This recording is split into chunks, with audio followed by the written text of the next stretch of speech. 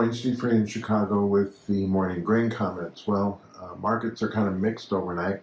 We started out higher in the beans, corn, and wheat, adding some wheat premium to concern about spring wheat production globally, and also yesterday's comment by Russia that any vessel going into the Black Sea heading for Ukraine port would be considered a military and susceptible to be a target.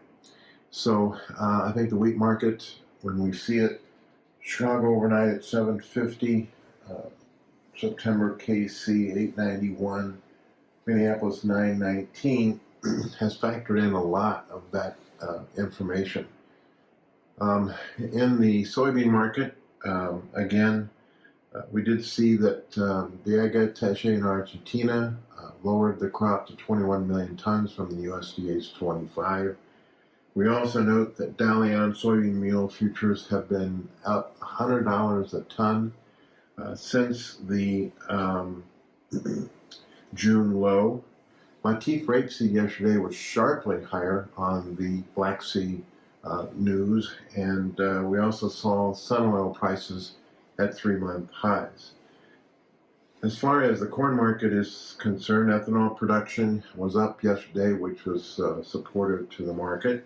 Still looking at slow export sales with Brazil shipping corn. Also, some rumors floating around that China might be interested in buying some fall U.S. corn, but definitely continues to buy Brazil corn. Brazil premiums firmed up a little bit on the Black Sea news, the possibility of Ukraine slowing their exports, but now Ukraine could probably rail some exports and then eventually ship it down the Danube River. So maybe 2 to 3 million tons of exports out of Ukraine could soften some of the concern about their exports. We also noted that 60,000 tons of some Ukraine grain that was destroyed by the Russians was actually designated for China.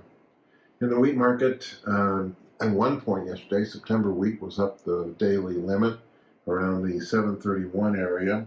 Right now we're at 727. Again, talk about India maybe importing wheat, concern about the Canada crop, and Egypt announced that they are asking UAE for $400 million to buy wheat. So in general, we're chopping around near some highs. Need confirmation of lower U.S. yields to go higher. Yesterday we did run into some farmers selling both in corn and beans, probably more beans than corn.